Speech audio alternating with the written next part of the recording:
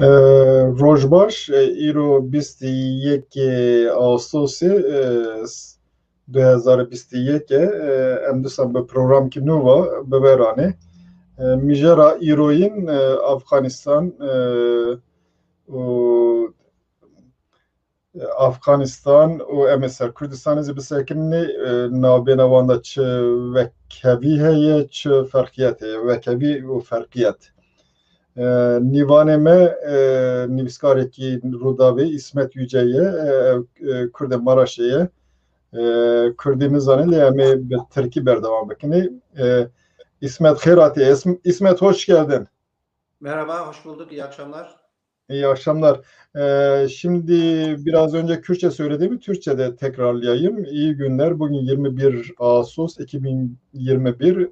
Programımızın başlığı Afganistan, Afganistan ve Kürdistan benzerlikler ve farklılıklar. Konuğumuz İsmet Yüce. İsmet Yüce'yi hem daha önceki programlardan tanıyorsunuz hem de kendisi Rudav'ın yazarlarındandır. Epey bir dönemdir Rudav'da yazı yazıyor. Şimdi Afganistan elbette günümüzün bu son günlerin en fazla üzerinde konuşulan konusu. Onunla ilgili çeşitli yorumlar yapılıyor. Özellikle sol çevrelerde yapılan yorumlarla diğer çevrelerde yapılan yorumlar benzerlikleri var, aykırılıkları var. Bunu gelecekle ilgili neler olacak konusunda tabii bugünden kesin bir fikir yürütebilmek zordur. Ancak çeşitli olasılıklar ve tahminler üzerinde durulabilir.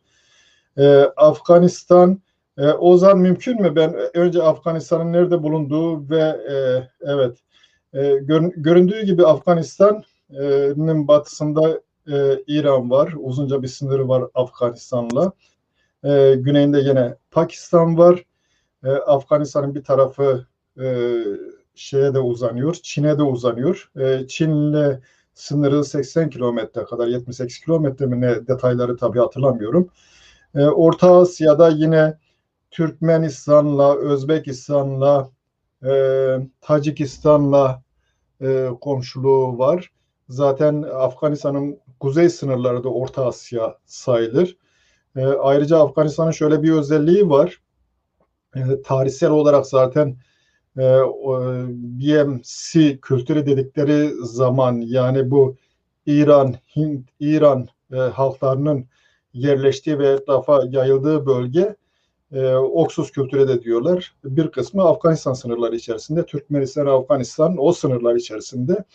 Böyle bir özelliği var. Yine Afganistan'ın tarihsel olarak başka bir özelliği, şu anda tarihe girmeyeceğim tabii. Kendisi üzerinde çeşitli tartışmalar olmasına rağmen Zerdüşt'ün doğum yeri nerededir? Ama Zerdüşt'ün kendisinin faaliyet yürüttüğü bölge Balk, Afganistan sınırları içerisinde. Bir de Afganistan'ın etnik bileşimlerle ilgili bilgi vereyim. Şimdi göründüğü gibi sarı renkte görünen Paştundur. Paştunlar en büyük grubu oluşturuyor. %42'si Paştundur. Ama Paştunların Afganistan'da bulunan nüfusundan daha fazlası Pakistan'da da var. Yine diğer ülkelerde de az buçuk var. Fakat toplam Paştun nüfusu dünyada 63 milyon. Bunun Afganistan'dan daha fazla olan büyük bir kesimi Pakistan'da yaşıyor. Görüldüğü gibi Pakistan'ın Pencap en büyük, en fazla nüfus barındıran eyaleti.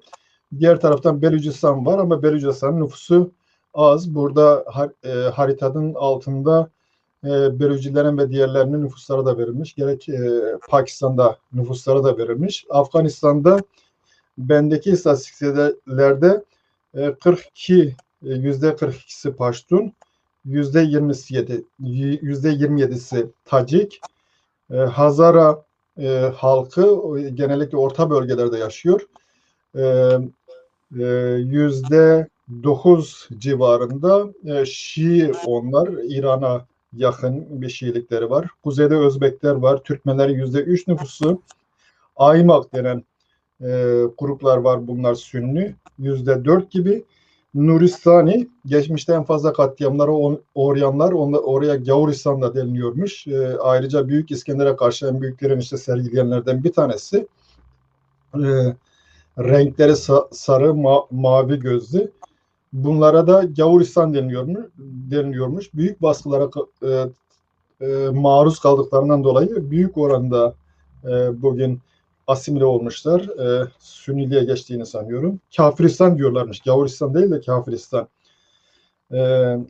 İndo-İraniyen bir dil konuşuyorlar.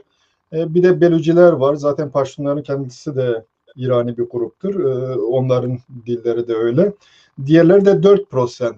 Şimdi bu etnik bileşene bağlı olarak Afganistan'da 2 tane resmi dil var. Birisi Paştu, diğeri de Dari. Yani Farsçanın bir başka şeyi ya da eski Pehlevi dili diyebiliriz. Dari dili konuşuyor. Bu bakımdan baktığımızda aslında Afganistan tamam çok kötü falan diyoruz ama gene de bazı ülkelerde, Orta Doğu'da bulunan bazı ülkelerden daha demokratik. Ayrıca diğer halkların kendilerinin bulundukları bölgelerde dillerini kullanmalarıyla ilgili bir engel yok. Bu konuda özgürlüğün sınırlarının ne olduğu konusunda tabii kesin bir araştırma yapmadım. Ama siyasette bütün bu grupların, bütün bu etnik grupların belli bir ağırlığı var. En fazla ağırlığı olan Paştunlar. Zaten bu Taliban'ın yönetiminin tümden Paştun olduğu söyleniyor. Bu belki ileride bir problem olabilir. Şimdi bu ön açıklamadan sonra İsmet, sen istersen eğer tarihle ilgili kısa bir bilgi verirsen ondan sonra diğer yönlerine, güncel olan taraflarına girmiş olacağız. Şimdi Afganistan bilinen sınırların imparatorluklar döneminde ya da o ilk Moğol saldırılarının batıya ve güneye doğru geldiği yıllarda düşünülerek çok uzun yıllar ciddi bir sınır durumu oluşmamış. Şurası Afganistan'dır diyebileceğimiz bir sınır bölgesi olmamış ve neredeyse yok denecek kısa tarihler dışında merkezi bir hükümet de oluşmamış Afganistan'da. Ya tarihsel olarak çok klasik bir kavramla imparatorluklar mezarlığı denilmiş. Hem kendi imparatorluklarına çok kısa sürede mezar durumuna gelmiş hem de o ülkede hakimiyet kurmak isteyen İskender'den Moğollara kadar bütün hakimiyet kurmak isteyen imparatorluklara da sıkıntı yaratmış bir coğrafya. Direkt kendi iç durumundan dolayı da stratejik olarak veya geçiş bölgesi olması itibariyle de bir imparatorluklar mezarlığı durumunda Afganistan. Şimdi Afganistan'daki ilk Afganistan coğrafyası üzerinde ilk paylaşım ya da ilk o coğrafyaya hakim olma savaşı 17. yüzyıl yani 1700 yıllarda Hindistan'la Rusya Çarlık arasında olmuş. Çok ilginçtir. Fakat hiç kimse başarılı olamamış. Moğollar da dahil geçiş alanı, İskender dahil geçiş alanı olarak kullanma dışında. Bunun birkaç tane nedeni var. Bir tanesi başta doktorun anlattığı gibi tarihinden bu yana çok çeşitli coğrafyasının neredeyse bir yerden bir yere geçilmesi bile çok zor olduğundan dolayı tarihinden bu yana hep bölgesel hareketlilikler, çok dağlık kesim, işte diyelim ırmaklar ve benzerleri o azınlıklar diyebileceğimiz ya da bir grup halinde olmaları itibarıyla hiçbir zaman genel bir hakimiyet sağlanamamış. Birbirlerine karşı kullanma olmuş tarihte. En klasiği 1919 yılında İngiltere ile aralarındaki savaş ve hakimiyet denemeleri. İngiltere uzun yıllar Afganistan'da etkili olmuş bu şeylerden dolayı. Fakat 1940'lara kadar yine öyle merkezi hükümetin fazla olmadığı, daha çok bölgesel o kabilelerin ya da yerel Paştunlardan tutalım Hazarilere kadar, Taciklere kadar kendi bölgelerine göre hareket ettikleri, merkezi ekonominin hiçbir zaman doğru düzgün olmadığı, askeri birliğin doğru düzgün hiçbir zaman olmadığı bir coğrafyadan bahsediyoruz. Bir kültür geçiş alanı durumunda da olmuş. Mesela yine başta değinildi. Zerdüşt, gerçi Zerdüşt peygamber ve Zerdüştü düşüncenin tarihleri ve oluşumu biraz farklı tartışmalara şey yapılıyor ama Beh konusunda, Beh ya da Balk konusunda genel bir anlaşma var. Zerdüşt peygamberin, Zerdüşt'ün oradan geldiği ve Avesta felsefesinin, düşüncesinin ya da kitabın oradan güneye ve doğuya doğru gittiği. Buranın ikinci Zerdüştlük'te Afganistan'ın ikinci merkez olduğu. Hatta bir dönem işte yine Zerdüştlü ilişkilerden dolayı Medlerin de kısmen fiziki ve düşünsel etki alanı olan bir coğrafyadır Afganistan. Bir coğrafya dememin nedeni çok böyle son işte 2. Dünya Savaşı'ndan sonra bir sınırı olmasına rağmen tam bir ülke gibi olmadığı için coğrafya diyorum. Tamam Afganistan diyoruz da neredeyse işte kuzeyde diyelim Tacikler, güneybatı ve güneydoğuda da Baluçlar, işte şu andaki Taliban'ın hakimiyetinde olan bölgeler olmak üzere sürekli işte Sovyetlerin 1978'de o yerel Komünist Partisi bir biçimde hükümet ele geçirdiğinde, daha oraya gireriz ileriki saatlerde, çağrış üzerine gittiği dönemlerde olmak üzere hiçbir zaman öyle bir durum gelişmemiş. En fazla o iki dönemde öyle bir şey oluşmuş. Bir Sovyetler döneminde, Sovyetlerin gittiği dönemde ekonomik ve askeri bir diyelim hareketlilik oluşmuş. Onun dışında her bölge kendisine ait bir savaş ağlığı, işte son dönemlerde isimleri çok bilindiği için o 80'li yıllarda çok 4-5 tane vardı. Şu anda 2 tane isim kaldı. Hikmet Yar'la bir ara hatırlanırsa Tayyip Erdoğan'ın dizi dibinde oturduğu o şahıs Hikmet Yar'dır mesela. Hikmet Yar'la Raşit Dostum ismi kaldı. Türkleri de kandırıp şuyum var buyum var deyip kendisine generallikler verip sonra da hiçbir şey yapmadan ortadan kaybolan Raşit Dostum ağalığı vardı. Onun dışında hiçbir merkezi, işte son dönemde yapılan tartışmalarda bir Taliban merkezi durum oluşturabildi. Onun dışında hiçbir zaman Afganistan'da merkezi bir durum oluşmadı. Komşu ülkelerin birbirlerine karşı daha çok da askeri, Afganistan'ın ekonomik bir şey yok. O bilinen o narko ihracatı dışında. O da çok büyük rakamlar değil bahsedildiği gibi. Onun dışında birbirlerine karşı stratejik oynama tahtası olarak kullanılmış. Yani çok uzun dönem Sovyet işgali döneminde de, Sovyet denemesi döneminde de Pakistan işte oluşmaya başladığı dönemlerden sonra neredeyse Afganistan'ın denetimi denetliyor Pakistan istihbaratı. Zaten Taliban'ın bir baştaki o haritada da gösterildiği gibi o etnik azınlığın orada çok yoğun olması itibariyle Pakistan'ın denetiminde sürmüş. Bu bakımdan benim genel fikrim Afganistan'ın öyle çok Türkçe coğrafyada Kuzey Kürtleri ve Türklerin, Türk entelektüellerinin, çünkü İslami entelektüeller farklı bir boyutta tartışıyor. Çoğu destekliyor görünüyor yeni dönemi. Sol ve Kürt entelektüeller de daha çok böyle laik, kemalist, bizim Kürtler de öyle şey yapıyorlar. Hiç kendilerini ilgilendirmeyen bir boyutta pratik ve teorik olarak hareket ediyorlar. Oysa öyle çok dışta ve içte o hükümet değişikliklerin ekonomik, askeri bir etkisi olmadığını düşünüyorum genel olarak. Evet. Bir giriş olarak böyle şey yapabiliriz. Evet. Ben şöyle biraz nüfus, ekonomi ve benzerleri biraz daha girebiliriz o stratejik konulara. evet. Ben sadece biraz şeyle ilgili eklemede bulunayım. Tarihle ilgili. Tarihte yani Darius döneminde, Ahamenişler döneminde şeyin bir parçası, Medler döneminde de sanıyorum Med İmparatorluğu'nun bir parçası, Ahamenişler döneminde de. Daha sonra Büyük İskender'in işgali var. Önemli olan da kadar gidebilmiş doktor. Hepsine evet. kadar bildiğin gibi çok dağlık bir bölge olduğu için. Evet. Bir dönem Büyük İskender işte işgal ediyor ama tabii sonuçlandıramıyor. Elbette sonuçlandıramamasının nedenleri var. Orada kalmaya uygun olup olmadığı da önemli. Daha nihayet kış şartlarında büyük atları, büyük bir topluluğu falan besleyebilmek son derece zor.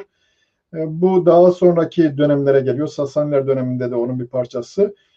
Bu şeyin 1700'lere geldiğimizde Hotak İmparatorluğu var. Sonra Duraniler var. Bunlar da gene Paştunlar tarafından İşte tam o 1700 o Hotak İmparatorluğu dediğin dönemde Hindistan'la Evet, arasında bir hiç evet, paylaşım diyelim. Yani bu evet, kavramlar Türkçe'de, doktor senin de bildiğin gibi Türkçe'de yani mesela bizim coğrafyada çok yanlış tartışılıyor. Dünya böyle tartışmıyor bunu bir güç olur. Çünkü öyle bir şey yok. evet. Denemişler bir yere kadar gidiyor, öbürü bir yere kadar gelebiliyor. Evet. Diğeri Ben kontrol. ben şeyleri yapayım, ondan sonra size tekrar söz vereceğim. Bu Duranilerin bir özelliği Abdali olarak da adlandırılıyor. Yani Türkiye'deki Abdalların artık bu Paştun kökenli olup olmadığı konusunda insan düşünebilir ama belli ki Paştunlar eğer Duraniler eğer şeyse Abdali ise demek ki abdalların en büyük kesimini bunlar oluşturuyor. Belki de tüm abdallar da o kökene şeydir. Daha sonra 1800'lerde Emirat diye bir şey var. 1919'da işte İngilizler 3 sefer savaş oluyor İngilizlerle. İngilizler başarıya ulaşamıyor. Ondan sonra bunlar kendi devletlerini kuruyorlar. Krallık 73'te Cumhuriyet oluyor. Bir de bu krallık döneminde şöyle ilginç bir gelişme oluyor. Mesela Terzi ne diye bir adam var. Ne Terzi? Mahmut Terzi diye bir adam. Krallığın önemli şahsiyetlerinden bir tanesi. Onun hanımı Süreyya Terzi mesela önderlerden bir tanesidir. Kadın figürleri olarak yani rol figürüdür. Evet. Bunlar da kadınlarla ilgili kendi ülkelerinde değişiklikler yapıyorlar. Peki bu değişiklikler özellikle 1927-28 yıllarında Avrupa ve Türkiye'yi dolaşıyor. Ondan sonra bu tür değişikliklere gidiyorum. Yani belli ki bunlar da Türkiye'deki değişimi, batılılaşmayı falan örnek almaya çalışıyorlar. Türkiye'nin böyle bir etkisi var Pakistan üzerinde ama tabii Pakistan'da bütün reformlar, değişiklikler nihayet aşiret toplumuna oranın gerçekleriyle çatışma içerisine giriyor ve bir türlü başarılı olamıyor. Daha sonraki yıllarda Sovyet işgalini biliyoruz. Sovyet işgali 1989-92 yılları arasında mı? O Yok tarihlerde 78, 1978. pardon 78 ile 92 arasında ben evet Sovyetler tabii orayı neden işgal etti? O zamanlar kimileri diyordu ki Sovyetler sıcak denizlere inmek istiyor ama benim kanaatime göre İsmet sizin de belirttiğiniz gibi sıcak denizlere inmekten ziyade Afganistan'ın üzerinden Afganistan'ın çevresini kontrol edebilmek orada bulunma açısından önemli. Sovyetlere karşı Çin, İran, Pakistan, bütün bir batı cihatçı güçleri destekledi ve nihayet Sovyetlerin yıkılmasında da bu Afganistan'daki yenilgi önemli bir rol oynadı. Daha sonra iktidarı ele geçiren cihatçılar arasında savaş oldu. Sonra biliyoruz bu 11 Eylül'de Amerikan İkiz Kulelerinin bombalanması sonrasında Amerika'nın müdahalesi oldu ve Amerika uzun bir dönem sonra işte bir 10 sene mi oldu, 11 sene mi oldu? Şimdi terk etme kararı aldı. Bir son 3 senedir sanıyorum ya 2-3 senedir Trump döneminde başlayan Katar'ın önderliğinde anlaşmalar görüşmeler yapılıyor. Görüşmeler sonucunda terk etme kararı aldı. Burada ilginç olan bir gelişme daha var. Katar'ın bu işe aracılık etmesinin dışında görüşmeleri yürüten Molla Birader ya da hareketin lideri durumunda olan insan Pakistan'da Trump'ın baskısıyla hapishaneden bırakılıyor ve şu anda hareketin öncülüğü onun elinde. Bu da bize bir çeşit Amerika'nın Molla biraderi belki bir garanti olarak gördüğü konusunda da bir fikir verebilir. Siz ne diyorsunuz? Acaba Amerikan yanlısı bir şey mi gelişiyor yoksa Şimdi bu henüz kesin bir şey söyleyebilmek mümkün değil mi? Nerede duracak? şimdi şöyle E, aslında bir böyle genel dışarıda bahsedildiği önemini anlatabilmek ya da önemi nedir? Tabii biz oradaki milletin trajedisine o topluluğun o derece sıkıntı içerisinde olmasına tabii bir şey yapmıyoruz. O bir önemdir insanın ya da doğanın o tarzda bir zarar görmesi ya da sıkıntı içerisinde olması. Fakat o bahsedilen yok madenler, yeraltı, yerüstü, strateji ve benzerlerine birkaç örnek vermek istiyoruz. Şimdi mesela şöyle bir şey var. Nüfusunda bile tartışmalı bir konu var. İşte en son 2018'de söylenmiş 30 hangi kaynaklara bakarsan bak kendisine göre bir sayım. Birisi 35 milyonla 40 milyon arasından bahsediliyor nüfus. Mesela yani coğrafya olarak büyük bir coğrafya tabii 7-8 ülkenin sınırları ülkeyle sınır olması şeyle. Yıllık gayri safi milli hasılası 72 milyar dolarmış. Yani büyük bir şirketin şeyine denk düşen bir şey. Bunu karşılaştırmak yani yıllık kişi başına düşen gelir 2000 dolar. Mesela komşu ülkelerle karşılaştırdığında 72 milyar Afganistan'ınki. İran 1 trilyon ne kadar yükseklik. İşte diyelim Pakistan 2 trilyon yıllık şeyi gayri safi milli hasıla. Diyelim en yakın ve ilişkilerinin en sıkıntılı olacağı, etkisinin en şey olacağı coğrafya dedikleri işte Tacikistan'la Özbekistan neredeyse yarısına yakın bir şey var. Amerika burada 1 ile 3 trilyon arası para harcamış 10 yıl içerisinde, 10 yıllık işte son orada bulunduğu dönemde. NATO aslında Amerika'nın tek başına değil, NATO operasyon olarak geçiyor biliyorsun doktor bu şeyle. Tek Amerika tek başına değil. NATO'nun ülkelerinde 10 askerden tutalım. İkinci büyük güç İngiltere en son 9.500 rakamı veriliyordu askeri bulundu. Toplam 130.000 asker gidiş gelişlerle birlikte sürekli bulunmadan bahsetmiyoruz. Bu kadar bir yani neredeyse Afganistan'ın 20 senelik gayri safi milli hasılasına denk gelen bir harcamadan bahsediliyor son 10 yılda Amerika göya NATO öncülüğünde ama büyük %90 askeri ve ekonomik olarak Amerika'nın kendi hareketliliğiyle. Şimdi buradan hareket ettiğimizde neden Amerika gitti ve neden çıktı o soruna cevap olarak. İsmet bir soru sorabilir miyim karşılaştırmak için? Bu Türkiye'nin gayri safi milli hasılatı ne yıllık bir karşılaştırma açısından? Var mı o konu? İran'a denk 1 trilyona yakın. Türkiye'ninki Evet. de çok yüksek o şeye. Evet. İşte dedim Tacikistan 37 milyar, Özbekistan 270 tabii o çok yüksek. Çin filan karşılaştırılamaz zaten. Böyle bir şey ama bunun da bir karşılığı yok. Bölge bölge diyelim Taciklerin bulunduğu bölge başka bir şey, Baluçların bulunduğu başka bir şey. Bu ara Beluciler var, Kürt biliyorsun olduğunu söylüyoruz. Tabii işte İsmaili denilen Kızılbaşlar da var tabii Baluçların yaşadığı bölgede. O nüfusun başta söylediğin %4'e denk düşen bir rakamı. O söylediğin doğru 2018'de başlıyor Katar görüşmeleri. Şimdi çok ilginç tabii. Sondan başlamak istiyorum aslında bu yeni dönem politikasının ne olduğuna.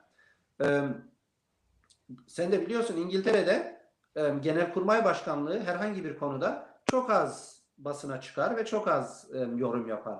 İngiltere Genelkurmay Başkanlığı Sky News'ta konuşuyor. Sky News sunucusu bir kadın soruyor işte Taliban işte düşman ve oradaki insan hakları ihlalleri kadınlar işte başta. Batı biraz bunu oryantalist bir propaganda olarak da kullanıyor. Yani o yok anlamında söylemiyorum. Genelkurmay Başkanı ne dedi biliyor musunuz? Şimdi düşman demeyelim Taliban için. Öyle mi? He. Evet. Let's not call enemy diyor. Şimdi düşman demeyelim. Senin sorduğun soruya sondan başlayarak cevap bu.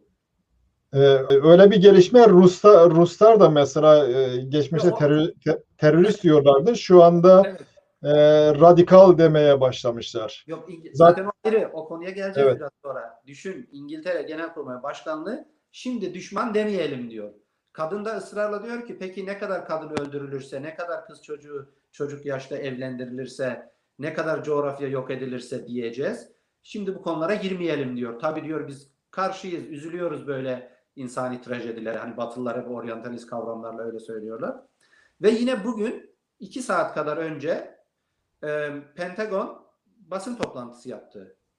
Pentagon ben yani izlerim politikayla yazı filan meselesiyle de uğraştığımız için İlk kez böyle bir şey görüyorum. Mikrofonun bir tarafında Pentagon sözcüsü, bir tarafında Genelkurmay askeri sorumlu duruyor. İkisi de mikrofona yaklaşıp bir şey söylemek istemiyor. Gazeteci gülmek zorunda kalıyor bir şey sorduğunda. Yani acaba gerçekten olaylardan haberleri mi yok? Yoksa her şey çok planlı, kamuya böyle bir trajedi mi sunmak istiyorlar? Diyor ki 25 gazeteci soruyor sivil sözcüye, kaç? 25 bin Amerikalı var orada değil mi diyor, çıkarmak zorunda kaldığınız. Diyor buna işte askeri sorumlu cevap versin. Askeri genelkurmay geliyor. Diyor ki 2500 kişi var diyor. 25 bin değil. Peki diyor kaç kapı var o havalanındaki girip çıkma, hani şu andaki trajedi en çok orada yaşanıyor. Yani yine trajik bir tarzda 1 mi 2 mi 3 mü gibisinden böyle kendileri de konuşurken gülümseyerek bir şeyle, hiç cevapları yok sorulara. Ne olduğundan da haberi yok. Yine sivil temsilciye soruyor gazeteci. Diyor ki 2 gün önce dediniz ki Kabil'e giremeyecekler. Kabul'a girdiler. Ne diyorsun diyor. Diyor o zaman giremeyeceklerdi o zaman diyor. Şimdi girdiler ama o zamanki gerçeklikle diyor. Şimdiki biraz farklı. Yani sokaktaki insana sorsan daha derin değerlendirme yapabileceği bir konuda. Biliyorsun Amerika ile İngiltere bu sürecin içinde son 10 senedir. İngiltere Genelkurmay Başkanı öyle söylüyor.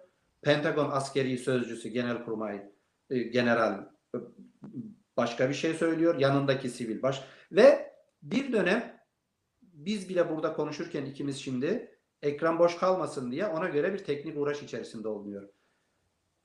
Pentagon basın toplantısında neredeyse ekran boş kalıyor. Birisi mikrofonun yanına yaklaşıyor, öbürü yanına, ikisi de gelmek istemiyor ekranın karşısına. Yani içinde bulunan durumu böyle düşünelim. Yani o şunu açıklayabilir. Ya savunulması zor olan bir durum var ya da gizlenmesi istenen bir durum var. Gizlenmesi istenen durum ne olabilir? Amerika tümden çekilmemiştir orada. Amerika tümden çekilmiş mi oradan?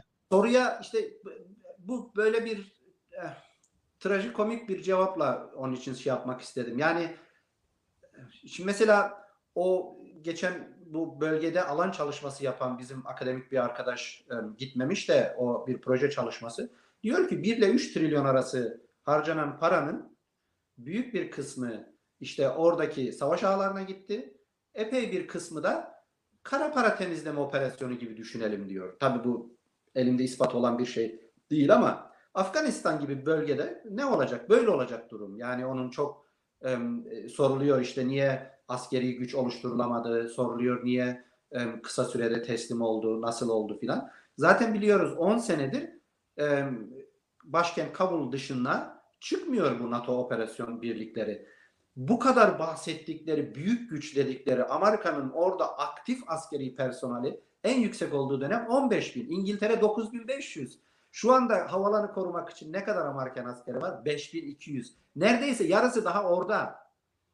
Bu ne Evet, anlama bir de geliyor? bir de NATO üssünü boşaltmıyor yani şu Evet. anda. Bu ne anlama geliyor? Senin dediğin gibi acaba çıkmıyor mu? Çıkmadı mı? Çıkıp çıkmadığı ne anlama geliyor? Bu sorular hep havada kalıyor.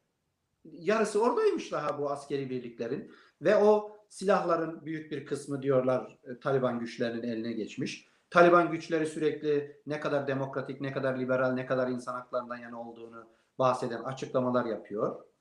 50 bine yakın nüfusu dışarı çıkarmak istiyor Batılılar. İşte çoğu da kendi vatandaşlarıymış. Afgan vatandaşları değil. Bu şeyin, o senin bahsettiğin Katar görüşmeleri meselesinden dolayı en son biliyorsun bunların işte başkan birinci adamı olan şahıs bir askeri uçakla Katar'dan Kabul'a geldi. Ben baktım haberlerde, göremedim hangi ülkeye ait olduğunu ama modern bir askeri uçakla, yani öyle birçok ilişki olmadan yapılacak işler değil bunlar. Şey çok ilginç. Mesela bunların yeniden girmek çok önemli değil buna. Yeniden hani diyorlar Peşavar bölgesinde yeni direnişler başladı. Tabii o ilk Taliban'ın 2001'de 96'da ilk hükümet olduğu dönemdeki durumuyla şu andaki dünya aynı dünya değil. Kadınlar gösteri yapabiliyor. tabii nasıl ezilir, nasıl o direniş kırılır ayrı bir şey de. Ama Afgan bayrağı, milli bayrak gösterileri yapılabiliyor. Zaten bölgelerde çok etkili olduğunu düşünmüyorum ben Taliban'ın. Şeyin biliyorsun bu Ahmet Şah Mesut vardı, ünlü Tacik ve işte Tacik Aslanı derlerdi. O ilk direnişi biraz da liberal Özbekistan'dan da destek alan bir şahıstı. Bunu Al-Kaide militanlarına, tabii Taliban ya da kim öldürttüyse 11 Eylül olayları olmazdan 11 Eylül 2001'dir. 9 Eylül'de 2 tane Cezayirli muhabir gibi, televizyoncu muhabir gibi televizyon kamerasının içerisine bombaya intihar saldırısıyla Ahmet Şah Mesud'u öldürdükten sonra 11 Eylül olayları oldu. Biliniyor, Taliban Al-Kaide ile direkt destekliyor ve şu anda Yemen'de şurada burada desteklediklerini, karşılıklı destekleştiklerini belirten mesajlar verildi. Yeniden bu o Ahmet Şah Mesud'un olduğu Tacik bölgesinde Peşavar'da direnişlerden bahsediliyor fakat ama çok etkili olacağını sanmıyorum ben. Amerika'da zaten söyledi, biz oraya bir millet, Biden öyle dedi hatırlıyorsan, biz oraya bir millet oluşturmak için gitmedik. Zaten Afganistan'da millet oluşturmak, Kürdistan meselesine geldiğimizde konuşuruz. İmkansız derecesinde zor bir şey. 300 bin ordusu varmış Afgan güçlerinin. Taliban'ın 60 binden falan bahsediyorlar operasyonel gücü. Ama diyorlar 300 bin kişiye vermişler silahı, parayı falan ama bunlar hiç direniş falan yapmadılar. Nedenini de bilmiyoruz. Belki Amerika öyle söyledi. O konuda bir eklemede bulunabilir miyim? Evet. Şöyle bir şey var. Bunların 300-350 binden bahsediyorlar. BBC 2'de biliyorsun BBC 2 buranın en saygın şeyidir. Soruşturmacı gazetecilik yapıyor ayrıca. Onlar dediler yani belli bir milis güçleri olmasına rağmen 50 bin tane askeri, düzenli askeri var Afganistan'ın. Evet. Kimisi kağıt üzerinde. Bunun için Amerikalılardan şuradan buraya para almışlar ama yok, ortalıkta öyle asker falan yok. Bir de belli ki motivasyon yok. Şunu da ekleyeyim. Afganistan'ın ismi Afganistan İslam Cumhuriyeti'dir. Emirliği, Afganistan İslam Emirliği. Yok, şu andaki emirlik de yani daha önceki 2004 yılından beri İslam Cumhuriyeti'dir. Yani öyle bir özelliği var. Bir de bu Paştunlar elbette bu şu andaki Paştunların ideolojisi Vahabi ideolojiye benzer. Onların da Deobandilik denen bir şey var, tarikatı var. Vahabiliğe benziyor. Paştunvari denen sistemde kadınların hakları İslam şeriatından daha az. Dolayısıyla evet, İslam şeriatı aslında kadınlar için, Paştun kadınları için belki de bir düzelme anlamına geliyor. Şeyde de bu İslam Cumhuriyeti olduğu zaman da bu Paştun kadınlarının durumu gene o aşiret bölgelerinde aynı şekilde devam ediyordu. Sadece tabii merkezde bulunan kadınlar açısından büyük bir sorun yaratabilir. Bu tür şeyler var. Bir de şunu ekleyeyim. Amerika orayı işgal ettikten sonra eskiden Ruslar Afgan mücahitlerle çatışmış olmalarına rağmen bu sefer Ruslar desteklediler, Çinler desteklediler, İranlar desteklediler. Pakistan'ın ilişkisi var. Dolayısıyla herkes birbirine karşı böyle motivasyon gücü olan bir gücü kullanmak istiyor. İslam da bu konuda en uygun. Biliyorsun günümüzde İslami hareketler her tarafta, neredeyse Orta Doğu'dan bilmem Cezayir'den diğer yere kadar her tarafta silahlı güç. Çünkü rahat olarak kullanılabiliyor. Herkesin kullandığı güç haline gelmiş. Kendilerine ne kadar faydası var? O bir soru işareti. Şimdi bu tabii siz şeyden bahsettiniz. Direniş olur mu? Emrullah Salih, o işte öldürülen Ahmet'in yakın oğlu Ahmet Şah Mesud'un oğlu. Öyle mi? O bahsetmiş yani direniş yapacağız. Eğer o direnişte bulunur, direniş belli bir düzeye yükselirse sanıyorum onlar da Tacik belki bir alternatif olarak oranın bölünmesine gidebilir. Ama çevre ülkelerde gerçekten Afganistan'ın bölünmesini istiyor mu, istemiyor mu? Herkesin elbette kendi bir gündemi var. Çin ama şu anda bizim izlediğimiz kadarıyla Afganistan'da Taliban yöneticileri bir taraftan Çin'e gidip görüşme yapıyor. Ruslarla ilişkileri iyi götürmek istiyor. Hindistanlara diyorlar biz Keşmiş meselesine karışmayacağız. Pakistanlara başka bir şey diyorlar. Ama yarın bir gün işler karıştığı zaman Pakistan Talabani diyorum, Talibanlar Evet. herhangi bir şey yaptığı zaman diğer ülkeler de işi karıştırmak isteyecektir. Kendi kozlarını harekete geçirmek isteyecektir. O yüzden gelecekte bu işin nasıl bir renk alacağını bilemiyoruz. Şeyin bir de Talibanların Pakistan'daki Paştunlarla ilgili şeyleri nasıl olacak? Bu Paştun milliyetçiliğini belki de Hindistan kaşıyabilir. O öyle bir gelişme de olabilir. Nasıl sizin beklentiniz ne yani? Hatta Amerika'nın bunu Çinlere karşı kullanmasından da bahsediliyor. Öyle bir hareket olmuş olsa başarı şansı ne olabilir? Yoksa bu Paştunlar, Afganlar daha akıllı davranıp herkesin ilgisini kendi üzerlerine çekip bir denge politikasıyla işleri götürmek mi isteyecekler? Sizin söylediğiniz aynen doğru. Bugün açısından Afganistan'ın başka stratejik bir önemi yok. Deniz yolları daha önemli ama Pakistan'ın stratejik önemi var tabii. Evet. O bakımdan İran'a yakındır. İran'ın var. O da Afganistan'ı önemli kılıyor. Yoksa Afganistan'ın içerisinde geçen ticaret yolları yok. Yok. Bitmiş. Evet.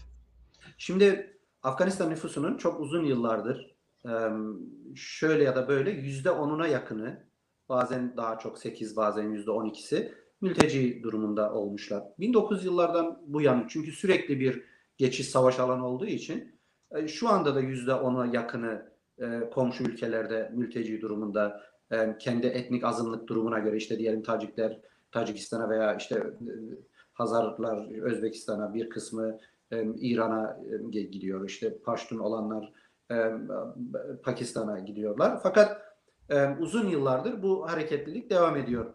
Şimdi dışarıya nasıl bir şey olabilir, o soruya cevap vermeye çalışırsak, Taliban geçmişte etkili olduğu dönemde, hükümet 10 yıla yakın, işte 10 sene önce, 20 sene önce 4 yıla yakın bunlar merkezi hükümet durumunda oldular. Hiçbir zaman dış ülkelerle, diyelim komşularla, bu türden o İslam'ı yayma tarzında bir hareketlilikler olmadı. Zaten IŞİD terörüyle falan bunlar savaştılar.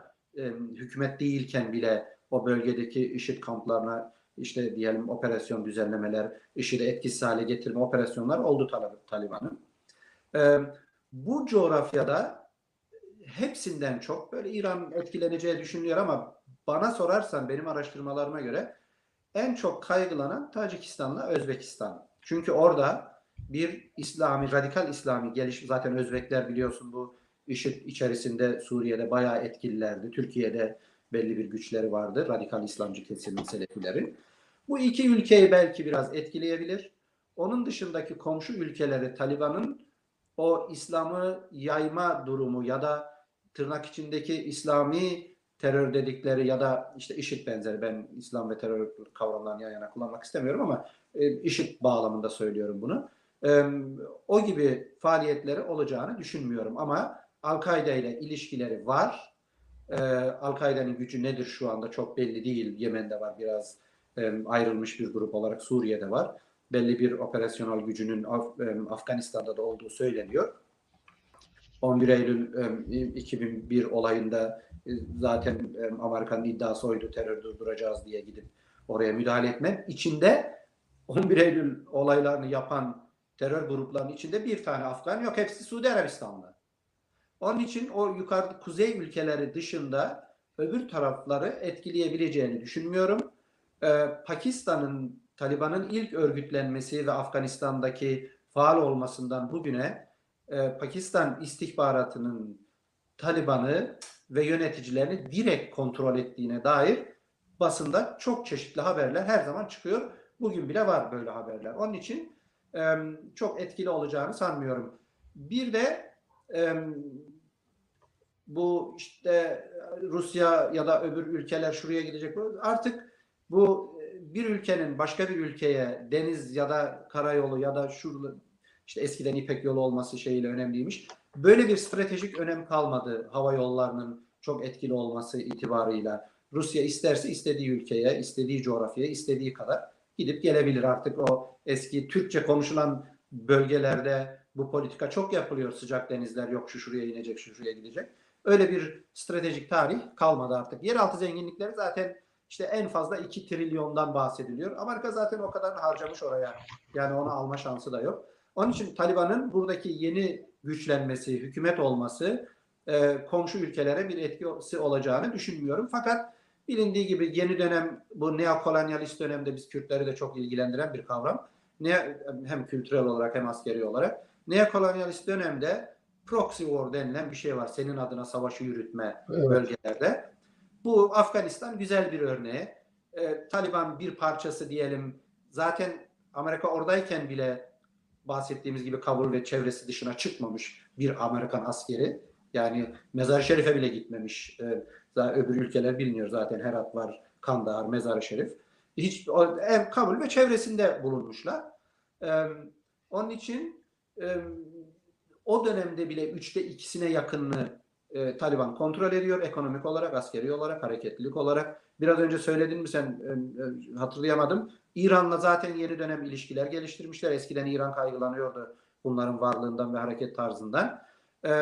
Uluslararası ilişkilerine gelecek olursak bir tek şu anda Rusya zaten direkt elçisini göndermiş. Konuşun, bizim bir sıkıntımız yok Taliban'la. Zaten yıllardır 20 senedir Katar'da kalıyorlarmış. Uçaklarla gönderiyor liderlerini oraya. Geçen yine haberlerde Merkel konuşurken bahsetti. Avrupa Birliği neredeyse hep tamamı Taliban'la bir ilişkide bir sıkıntı görmüyor. Ciddi bir eleştiride bulunmuyor. Sadece sivil toplum eleştirileri, işte insan hakları, kadın hakları ve benzerleri, bunlara dikkat etsinler gibisinden. En çok Amerika ile İngiltere, Britanya Taliban'a karşıymış gibi duruyor ama anlaşıldığı kadarıyla çok farklı bir iç operasyonla onlar da sürdürüyorlar. Biraz önce Genelkurmay Başkanlıklarında verdiğimiz örneklere bakılırsa hiç sıkıntı yok. İşte yine son haberlerde gelecek 32 saat içerisinde o işte transportları yapacağız gibisinden bir şey var. Yani biraz da ilgili buluyorlar Taliban'ın tümden kontrol altında tutmasını ülkeyi. Daha sıkıntısız olacağını, daha kontrollü olabileceğini düşünüyorlar. Yeniden başladı. Bugünden konuşmaları, haberleri başladı. İşte Peşavar'dan direniş başladı. Şurada şöyle oldu. Bir dönemde Batı bunu konuşacak. Batı'daki basın çeşitliliğine göre, siyasi ya da kültürel arka cephesine göre Batı bir haberdir bunlar için. İşte şu kadar insan ölmüş, şu kadar kadın, ne kadar trajik olursa o kadar haber değeri. Yereli etkileyen, güçlendiren bir şey görünmüyor burada. Biliyorsun bu sivil toplum kuruluşları ya da yardım kuruluşları neredeyse her köşede bir tane var. Tabeladır. Öyle çok fazla Afganistan halkını geliştirmeye, güçlendirmeye yönelik faaliyetler değil bunlar.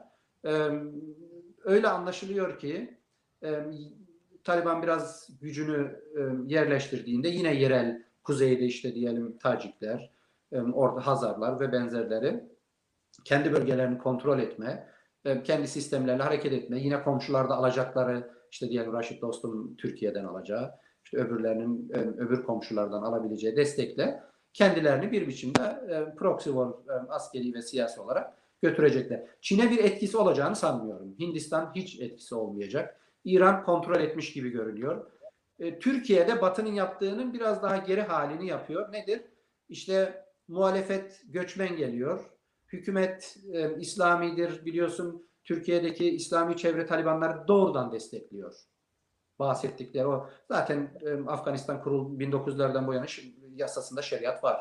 O şeriat ve şeriat ilişkileri çok sıkıntılı gelmiyor Afganlara. Ve Türkiye'deki İslami kesime de çok sıkıntılı gelmiyor bu durum. Evet.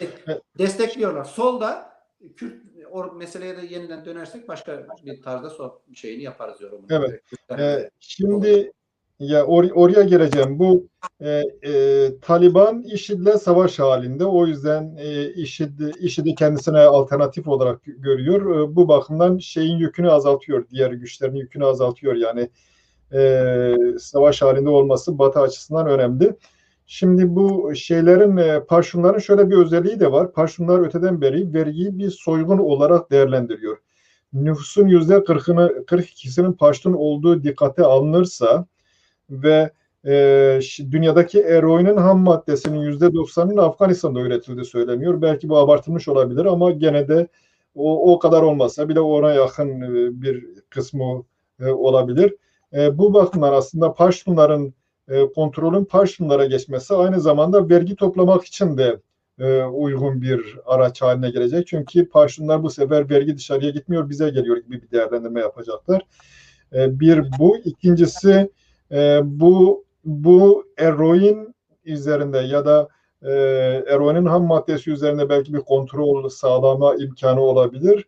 Bu da Amerika'nın ya da Batı'nın düşmanlarına daha fazla şeyin aktarımını da belki azaltabilir. Artık bilmiyorum o ilişkiler nasıl gelişiyor. Ekleyebilir miyim? Ben şunu yalnız merak ediyorum tabii. Bu özellikle şey bağlamda mesela İsviçre'ye bakıyoruz. Batı'da demokrasinin geliştiği ülkeler ya da Batı'da demokrasi olmadan önce pre-demokrasi dediğimiz bu şeylerin hatta milattan öncelerine giden çeşitli ülkelerde demokrasi örnekleri var. Bununla ilgili elimde bir kitap var. Onu da okuyarak düşünüp bazı şeyleri söylemek istiyorum. Evet. Şimdi bu demokrasinin geliştiği ülkeler genellikle merkezi iktidarın fazla kontrol sağlayamadığı ya da gelirleri rahatla toplayabilme imkanının olduğu vergileri rahatça toplayabilme imkanının olduğu bölgeler.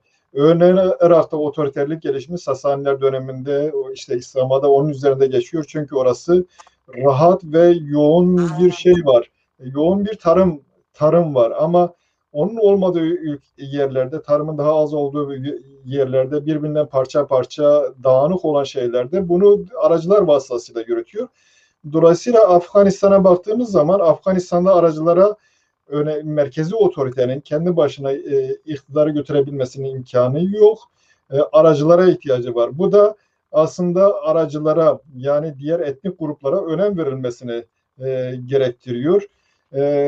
Bu Solo'nun yaptığı reformlar dönemine dönecek olursa demokrasiyle ilgili şöyle bir gelişmeyi gördüm mesela. Atina'da 500 kişilik bir meclisi var. Atina'yı 10 aşirete bölüyorlar. Her aşiret 50 tane temsilci gönderecek. Dolayısıyla aşiretlerin temsili demokrasiye uygun. Burada da aşiretler şeyi var. Nihayet aşiretlerin daha büyük üstünde işte bu Tacik topluluğu bilmem ne topluluklar dediğimiz topluluklar var. Bunların aslında temsili falan sağlanırsa belki demokratik açıdan bugün çok demokratik gördüğümüz ülkelerden daha demokratik olabilmesinin de altyapısı var. Ama bunu yapabilirler mi, yapamazlar mı? Bir de bunun ekonomik boyutu var. En büyük sıkıntı ekonomi. Ne diyorsun? Bu alanda bu sıkıntı mı olur yoksa bir sermaye mi olur? Yine sondan başlayarak şey yaparsak soruya evet. Ya da senin yorumlara merkezi hükümet sisteminin, onun devlet kültürü, o devlet denilen şeyin nedir devlet? Bir sistemi, ekonomik, sosyal, kültürel, siyasal bir sistemi merkezde toplayıp tekrar o topluluğuna, halkına bir biçimde dağıtma organizasyonu gücüdür, merkezidir. Afganistan'da hiçbir zaman olmamış bu. Bu ses yankı yapıyor. Neden acaba? Bilmiyorum ya, yakınında şeyin var mı acaba herhangi bir alet falan? Yok. Evet, bende de yok. Evet.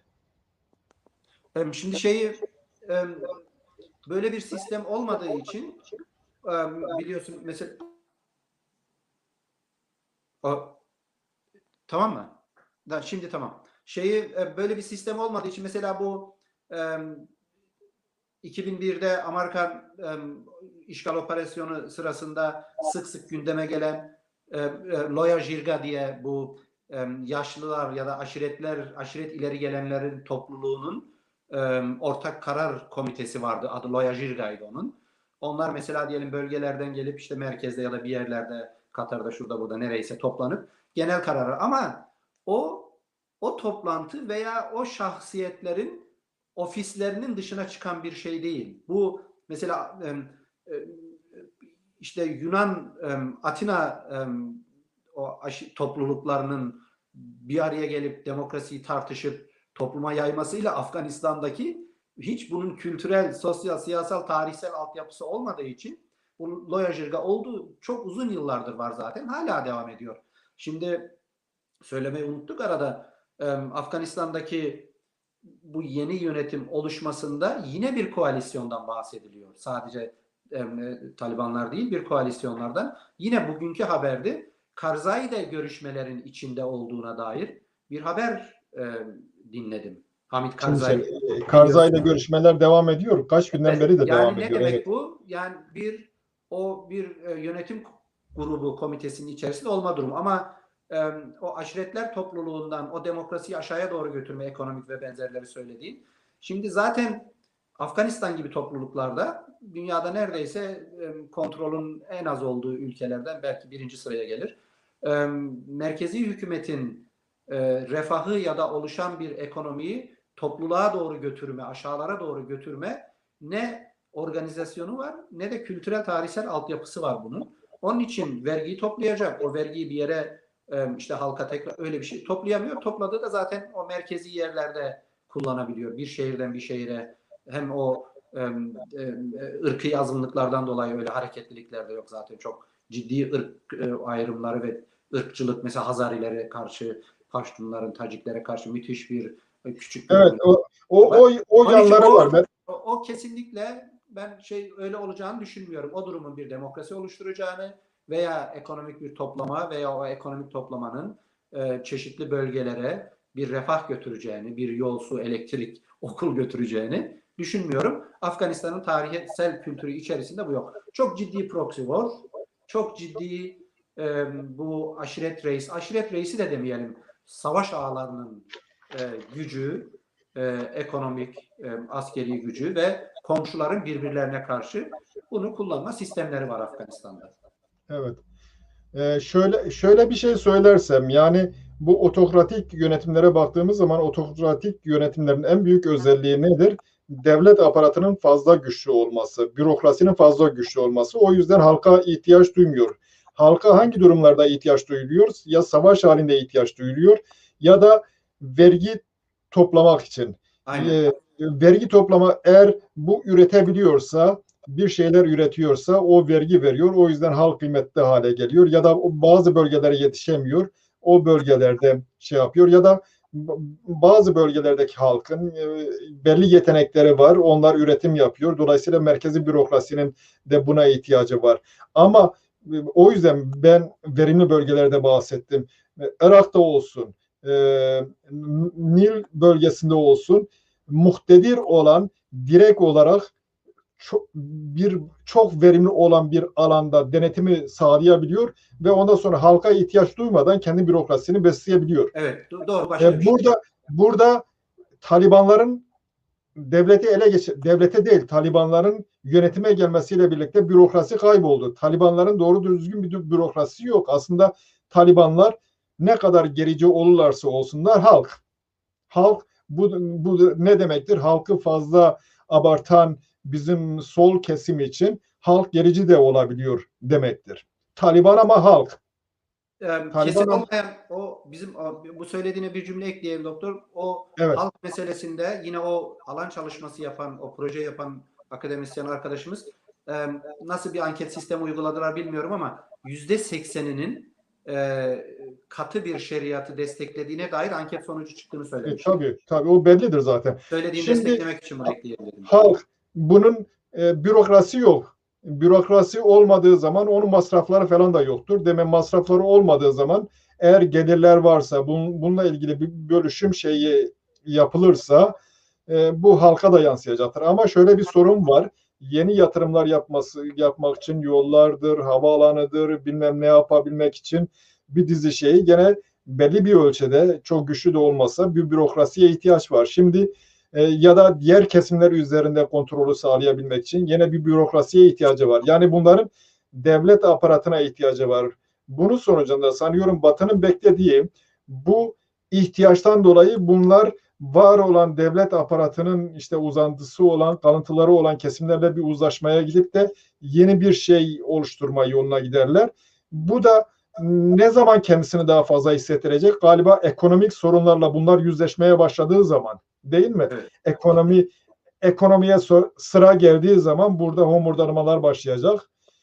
O zaman da Batı kendi kartını gösterecek herhalde. Nedir kendi Joe şeyi? Biden bu soruna Joe Biden şöyle cevap verdi. Cevap verdi, evet. Biz dedi bunu yapamadık. Bu paralar Evet. nereye gitti? Biz orada bir tırnak içinde bir medeniyet ya da bir hizmet götürmek için uğraştık. Bir askeri güç oluşturalım, merkezi sistem oluşturalım. Halka tırnak içinde söylüyorum bir hizmet götürelim. Biz bunu başaramadık dedi. Bu olmadı. Paralar nereye gitti? Bu hizmetler nereye gitti dedi. Anlamış değilim dedi. Joe Biden kendisi söyledi bunları. Yani onu Evet. yapamadı. Ama konuşmamızın başında kısaca belirtmiştim.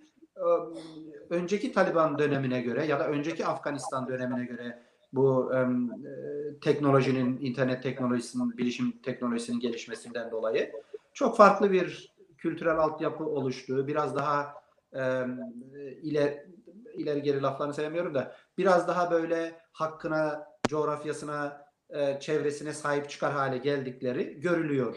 Afgan halkı geri bir halk değil. Yani biz gericiliğin kavramını İslami inanç kavramı olarak görmüyoruz. Ekonomik veya dünyayla ilişkiler anlamında geri ileriyi ben değerlendiriyorum. Afgan halkı geri bir halk değil. Tarihsel olarak çok o kültürler gelip geçtiği için Zerdüşt peygamberden bugüne. Onun için yeni dönemde bu bahsettiğimiz Afgan bayrağı gösterileri, kadınların gösterileri ve benzerleri o sosyal medyadaki yayınlarda şurada burada anlaşıldığı kadarıyla belli bir yere gelmiş. Onun için Taliban ilk açıklaması biz değiştik şu şeyleri yapacağız işte diyelim kadınların okula gitmesi, kızların işte kadınların çalışma durumu ve benzerleri. Ama proxy war ve yerel ağalıkların, savaş ağalarının işte Raşit Dostum gibi, Hikmet Yar gibi bertaraf edilmediği sürece bunu işte diyelim Raşit Dostum Özbekistan ve Türkiye destekliyor. Hikmet Yar'ı Pakistan destekliyor. Bunlar o komşulara karşı o operasyonlar bitmediği sürece o bahsettiğimiz, senin de bahsettiğin, bizim de bahsettiğimiz o birlik durumu, Afganistan'da yeniden bir güç oluşma durumu yakın gelecekte görülmüyor. İsmail, şöyle bir soru sorayım. Yani ben kendi kendime düşünüyorum. Daha doğrusu ben kendi kendime de soruyorum. Acaba bizim bilinçaltımızda böyle bir şey mi var? Joe Biden'ı dinlediğim zaman şöyle diyordu. Kendileri demokrat diyor. Biz uruş inşasından vazgeçtik. Bu Evet, bizim yapamadık diyor. inşamız değil. Vazgeçtik değil, yapamadık diyor. Yapamadı. Evet. Bunu kendileri yapmalı diyor. Bunlar tabii çekilme kararı aldıklarında genellikle sol kesimlerde ya da Türkiye'de bu yaygın zaten. Bir şey olduğu zaman hemen bunun arkasındaki şeyi araştırmayla ilgili yoğun bir çaba var. Şu tür yorumlar yapıldı. Birisi işte bu Çin'e karşı kullanılacak. Hatta ben bile dedim başlarda Çin'e karşı kullanılabilir diye bir ihtimal olarak söyledim.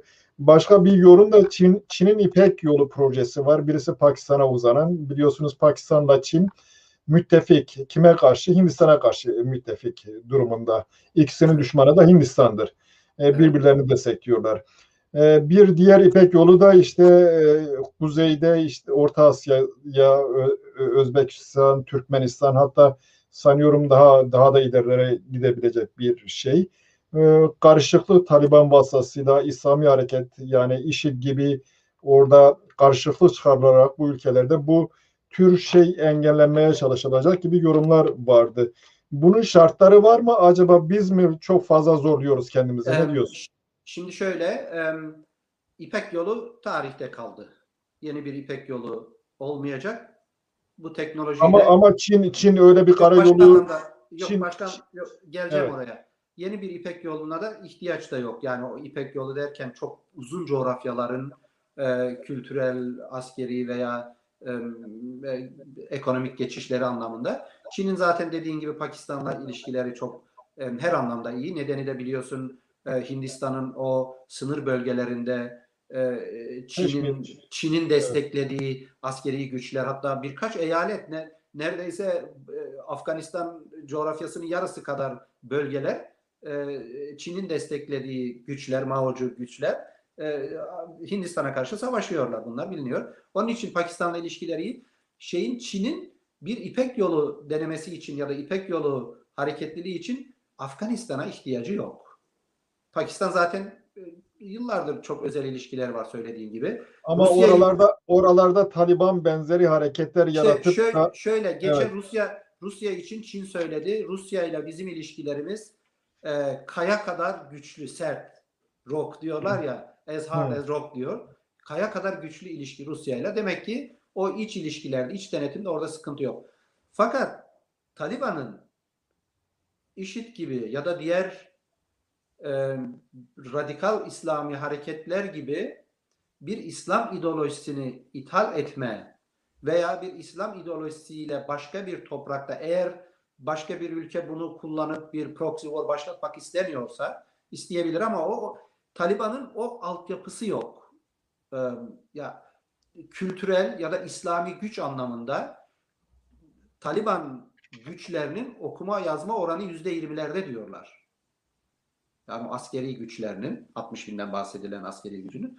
Bu öyle bir kültürel altyapısı yok. İslam'ı ya da kendilerine ait ciddi bir İslam düşünceleri de yok. Bunların biraz ilk dönemlere ait bir İslami düşünce var. Gelişmiş bir İslami düşünceleri de yok.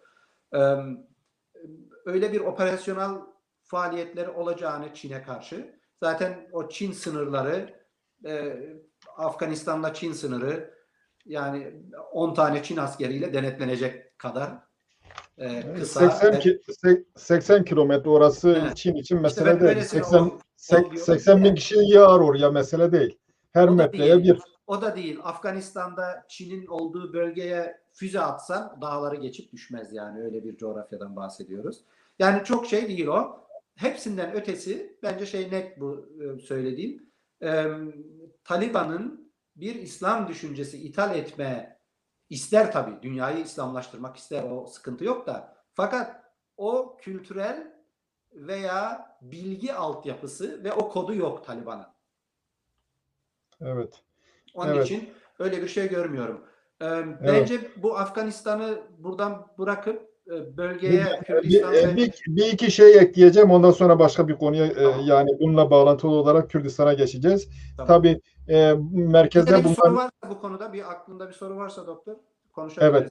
evet. Yok sadece bir iki şey ekleyeyim. Bu Şii Hazaralara yönelik saldırılar yoğunlaşırsa İran'la problemleri olur. Bir. İkincisi bu yarın bir gün Afganistan çatışmalarla bölünmeye giderse bu sefer Afgan Paştu milliyetçiliği falan eğer desteklenirse, belli bir şeye gelirse bu Pakistan açısından bir risk olabilir. Şu anda elbette Pakistanlıların Taliban üzerinde kontrolü var.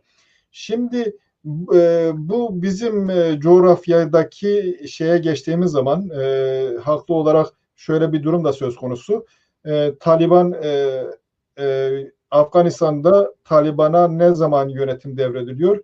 Coğrafyamızda şeriat, İslami hareketin, siyasal İslam'ın barutu tükendikten sonra öyle bir devir gerçekleştiriliyor. Ve tarihsel olarak zaten İslam açısından en önemli coğrafya Irak ya da Arap ülkeleri, Suriye, işte bir başkası Türkiye, bir başkası Mısır. Diğer Kuzey Afrika ülkeleri o kadar önemli değil. Bu her üç ülkede de siyasal İslam'ın büyük bir üç bölgede siyasal İslam'ın büyük sorunlarla karşılaştığını görüyoruz. Barutu tükenmiş durumda.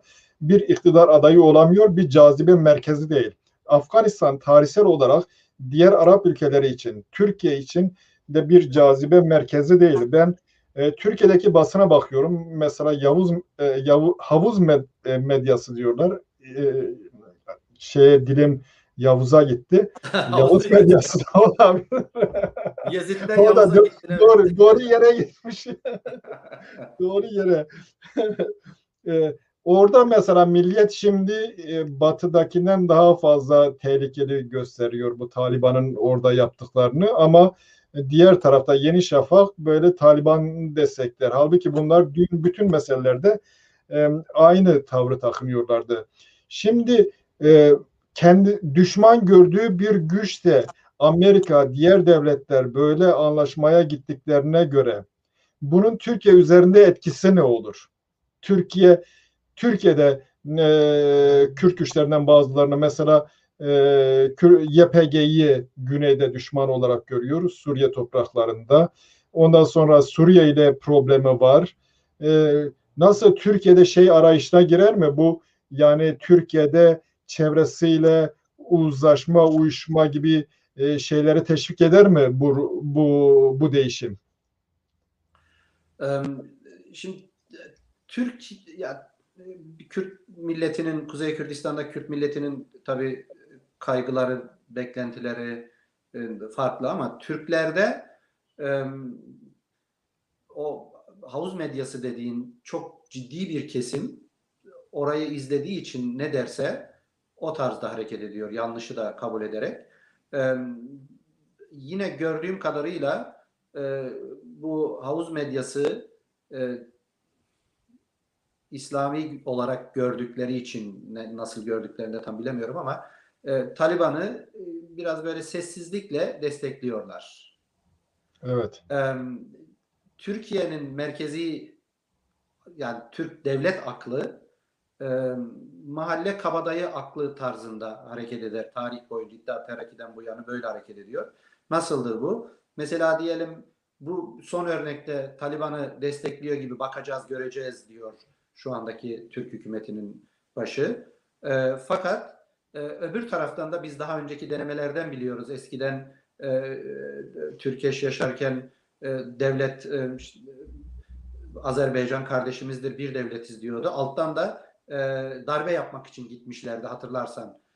Şimdi bunlar da Taliban'ı destekliyoruz deyip öbür taraftan da Raşit Dostum'la yeniden nasıl bir şey yapabiliriz gibi sürekli öyle bir mahalle uzağı görmeyen bir politikayla hareket ettiklerini biliyoruz. Ama bir şey keyifleri var, işte İslami kodlar olduğunu düşünüyorlar Taliban. Oysa Taliban'ın İslami kodlarıyla Türk milletinin İslami kodları çok farklı. Evet. Şöyle bir soru da sorayım. Peki bu özellikle Kürt cenahında Afganistan'da Amerika'nın çekilmesi belli bir kaygıyla karşılandı. Evet. Çünkü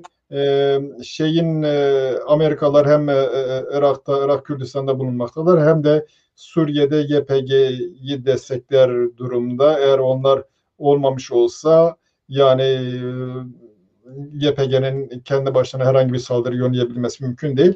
Yakın zamanda bunların çekilmesini bekliyor musun? Böyle bir risk var mı? Çekilirse ne olur? Evet. Şimdi Bölgede hangi dinamikler harekete geçer bu çekilirse? evet konuşmanın yani konuşmamızın başlığı olması itibariyle benzerlikler ve farklılıklar olması Afganistan Kürdistan meselesinde. Buna birkaç cümleyle değineyim istersen. Evet. Ondan sonra buna Çünkü 1,5 saatte bitireceğiz. Biraz şey yapalım o biraz zaman. Evet. o benzerlikler, farklılıklar birkaç cümle söyleyeyim, öbürüne Evet. geçeriz. Tamam. Evet. Mesela benzerlikler ve farklılıklar ikisi de aynı anlama gelecek tarzda Kürdistan'la Afganistan'ın yani tarihsel bağları, Medler'in o işte diyelim 2000'li yıllar önce o ilişkiler, Zerdüşt peygamberin Zerdüştü felsefenin orada geliştiği şey dışında 19 ve 20. yüzyılda bir benzerlikten, farklılıktan değil de bir benzerlikten bahsedebiliriz. Niye 19. yüzyıl? 19. ve 20. yüzyıl diyorum. Niye 19. yüzyıl? 19. yüzyılda tersten bakarak Afganistan merkezileşmeye başlamış. Yani biraz böyle bir ortak yönetim hali, imparatorluk, işte bir krallık kurulma, imparatorluk değil de Kürdistan'da egemenlikler bitmiş 19. yüzyılda. Yine yanlış bir tarzda bilinen Kürdistan 19. yüzyıla kadar, yani 1900'lerin sonuna kadar bütün dünyada olduğu gibi işte ya şehir devletleri vardı ya beylikler tarzında. Kürdistan'da da böyle hakimiyetler vardı. 19. yüzyıla kadar Kürdistan'da, Dersim dahil buna, Koçgiri dahil, bir devletti. Yani o ölçülerde düşünürsek. 19. yüzyıldan sonra Birinci Dünya Savaşı bölüşülmesinden sonra Kürdistan tamamen o hakimiyet durumu yok edildi. Afganistan'la benzer değil. Bu Afganistan bir devletleşmeye doğru gitti. Kürdistan'da devletleşmeleri ya da şehir devletleri ya da bölge beyliklerinin hakimiyetleri Birinci Dünya Savaşı'ndan sonra bilinen o Sykes-Picot Anlaşması'yla bitirildi. Evet. Bu birinci şey. İkinci, 20. yüzyıldaki benzerliği de dış müdahalenin desteğiyle yeniden bir güç haline gelme, bir politik statü oluşturma, benzerlik bu. Afganistan'da da işte İkinci Dünya Savaşı'ndan sonra dış destekle bir statü oluşturma durumu yaşandı. İşte İkinci Dünya Savaşı, sonra Sovyetlerin gelmesi, sonra Amerika'nın gelmesi ve benzerleri. Bizde de 20. yüzyılda bir güç oluşturma denememiz oluştu. İşte diyelim Mabat Kürdistan Cumhuriyeti birincisiydi. İkinci Dünya Savaşı'ndan sonra önceleri şey yapmayalım. Yani ağır bağımsızlık savaşları, Koçgiriler, Dersimler falan. Öbürü de Güney Kürdistan, işte 91-89'dan başlayarak 91 Güney Kürdistan'da bir statü oluşması. Bir de yeni dönemde Rojava'daki işte diyelim bölgedeki o birleşme ve ayrılmalardan hareketle yine dünyanın çeşitli ülkelerinin kendilerine göre bir sistem. Bunu biliyoruz artık, dünyadaki herhangi bir ülke, herhangi bir milleti kurtarmak, geliştirmek, güçlendirmek için parmağını bile oynatmaz bir ilişki durumu olmazsa, bu biliniyor. Böyle bir destekle hem Güney Kürdistan'da bir statü oluştu. Rojava'da da bir statü oluşma denemeleri vardı. Bu bakımdan belli bir güçler oluştu. Türkiye oralara nasıl müdahale eder? Amerika çekilir mi? Sadece Amerika değil, İngilizler de var. Çekilirse ne olur sorusuna cevapta.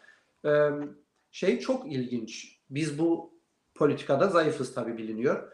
Türkiye Suriye'yi karıştıran birinci ülkelerden bir tanesi. Suriye'de Amerika ile karşı karşıya, Rusya ile ortak hareket ediyor. Libya'da tam tersi oluyor. Mesela biz bu politikaları Türkçe konuşan Kürt coğrafyasında, Kuzey Kürdistan'da ve Türkiye'de hep bir Türk solunun da etkisiyle hep bir sol, işte diyelim emperyalizm, bilmem işgal ve benzerleri şu gibi şeylerle değerlendiriyoruz. Oysa dünyanın her tür ideolojik ülkesi de, en güçsüzü de, en güçlüsü de kendi çıkarlarını gördüğümüz gibi, değil mi? Yani oradan onu yaparak sürdürebiliyor. İnanç sistemleriyle nasıl sürdürdüklerine örnek olarak gösterebiliriz. Bizde şimdi Rojava durumu biraz karışık. En son gördün sen herhalde, Hizbullah, Nasrullah açıklama yaptı. Biz Suriye'nin birliğinden yanayız. Merkezi hükümete devredilmesi lazım gücün diye.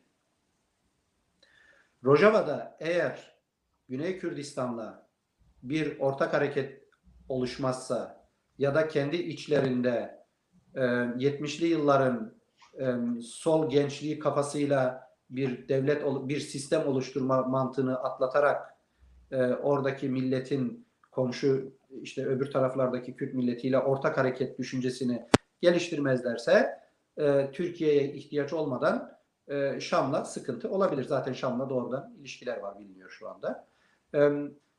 Rojava'da çekilmesi Amerika'nın, zaten çok az gücü var. Şam'la Amerika'nın ya da Türkiye'nin ilişkilerine bağlı olarak sorun olur. Bunun tek çıkar yolu Güney Kürdistan'la askeri birlik hareketlerinde bulunması, oradaki yönetimin, Rojava yönetiminin klasik, tam böyle teorisi belli olmayan bir oluşum sisteminden vazgeçerek Kürt milletinin devletleşmesi ve öbür Kürdistan parçasıyla, Güney Kürdistan başta olmak üzere, ortak hareket etmesine bağlı. Ben Güney Kürdistan'ın, yani Rojava'da tümden çekildiğinde Afganistan gibi olacağını düşünmüyorum. Daha kötü olacak, etkisini kaybedeceğini düşünüyorum. Oradaki bizim Afrin'de olduğu gibi sıkıntı olacağını düşünüyorum. Afganistan'da böyle bir sıkıntı olmadı. Güney Kürdistan'da Hevler başkenti olan Kürdistan'ımızda çok ciddi sıkıntı olacağını düşünmüyorum. Çünkü Amerika zaten orada askeri güçleri çok fazla yok. Fakat Orta Doğu'nun en büyük elçiliğini Çin'le yan yana kuruyorlar. Gördüm de bizzat. Orada belli bir güçle durmak istiyor Amerika. Yani büyük bir askeri operasyon, zaten Irak'tan çekilmek istiyor aslında. Kürdistan'dan değil de daha çok. Bizim son Taliban'dan Talabani'ye geçtik şimdi. Talabani Yeneke'nin ve Talabani Yeneke'nin içerisinde olan sorunlardan dolayı merkezi hükümetin daha da güçlendiğini görüyorum ben. Ve Kürdistan'da Afganistan'ın tersine bir millet var, milli bilinç var, uluslaşma var. Askeri güçlerimiz, peşmerge güçleri de daha modern ve daha etkili. Hiçbir zaman bir silah atmadan geri çekilme durumu olmaz Afganistan'daki gibi. IŞİD meselesinde görüldü. Yani mahalle bakkallarına bile silah dağıtıldı IŞİD saldırıları döneminde Kürdistan'da. Şu anda bildiğimiz gibi Bağdat'ın Kürdistan'a askeri operasyonla etkisiz hale getirecek gücü yok.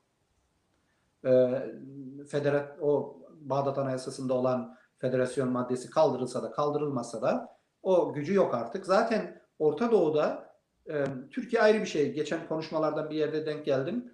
Belki sen de görmüşsündür. Cezayir Anlaşması'na benzetiliyor 75'te. Nedir Cezayir Anlaşması?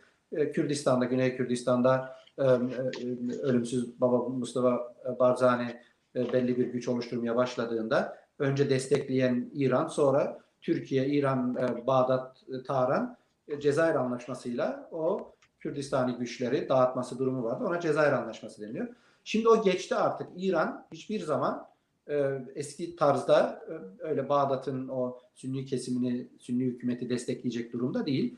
Türkiye zaten o bilinen nedenlerden dolayı, Araplarla ilişkilerinden dolayı bizi tümden yok sayıp şu andaki operasyonları şey yapmayalım. O ayrı bir şey. O PKK güçlerine karşı yaptığı şeyler ayrı bir şey. Ben sanmıyorum bir Afganistan durumu yaşanacağını sanmıyorum Kürdistan'da eğer öyle bir şey olursa. Çünkü belli bir millileşme var Kürdistan'da, belli bir askerileşme var, belli bir merkezileşme var ve çok ciddi bir modern peşmerge gücü var Kürdistan'da. Evet. Şimdi şöyle bir şeyden hareket ederek bir sonuç çıkarmaya çalışalım. Büyük Selçuklular geldikleri zaman bölgede bir dizi Kürt devleti var. Şeddadilerdir, Revadilerdir, Hasanbeylidir, ondan sonra Mervanilerdir, birkaç tanesi daha var. Onun dışındaki toplulukların da var zaten. Kimi önemli şahıslar Selçukluların ortadan kaldırdığı Büveyoğullarını da Kürt sayarlar. Kürtlerle akraba topluluk olduğundan dolayı Kürt olmanın sınırı da fazla belli değil. O yüzden Kürt sayılabilir. Bir dönem sonra bu devletleri ortadan kaldırıyor. Bunların hakimi başındakiler Kürtler ve Kürdistan eyaleti kuruyor. Kürdistan eyaletinin başına da kendi kardeşinin oğlunu atıyor. Süleyman'ı atıyor. Yani gerçekten devlet iken bir isimle eyalet kuruyor ve direkt yönettiği bir eyalet. Aslında bu hakları geriye çekme anlamına geliyor. Şimdi tarihe bakan Kürtler Selçuklar sanki büyük bir şey yapmışlar gibi değerlendiriyor. Sonra Osmanlı'ya geliyoruz. Yavuz döneminde mesela beylikler anlaşma falan deniliyor. Aslında bu var olan beyliklerin statüsünü kabul etme anlamına geliyor. Ama hangi şartta kabul ediyor? Yavuz döneminde yapılan anlaşmaya göre o beyliğin mülkü Osmanlı'ya aittir. Evet. Evet. Yani mülkiyetin mülkiyetin oğluna, kendi nesline devredilmesini engelliyor. Ve yine o beyliğin başının kim olup olmayacağı konusunda Osmanlı'nın merkezin bir karar verme hakkı var. Onaylayıp onaylamama. Daha sonra Kürt beylikleri ortadan kaldırılmaya başladığı zaman Tanzimat'ta 1800 yıllarında yine bir Kürdistan eyaleti oluyor. Ama neyle? Kürdistan beylikleri kaldırılıyor. Kürtlerin yönetimde olduğu beylikler kaldırılıyor.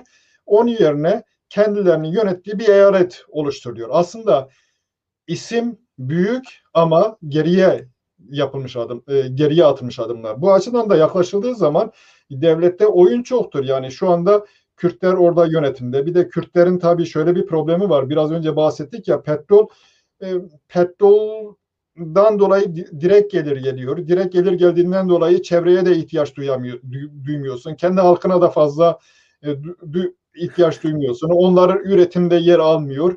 O yüzden bu yönetici kiliye bir avantaj, böyle otoriter olması gibi bir avantaj, uzlaşmama gibi bir avantaj da sağlıyor.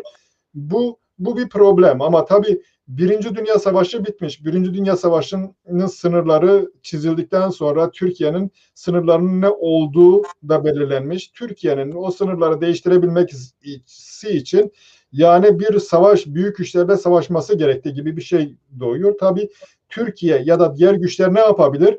İşin Kürtlerin haklarının içini boşaltarak, biraz önce bahsettiğimiz işte Kürdistan, ama hiçbir hakkı yok. Vali yönetecek, bilmem ne yönetecek. Yani bu tür şeyler olur tabii. Amerika çekildiği zaman başka dinamikler devreye girer. Bu sefer Rusların politikası ne olur? Ruslar acaba güçlü bir Türkiye, petrolü üzerinde egemenliği olan bir Türkiye isterler mi? Arapların tavrı ne olur?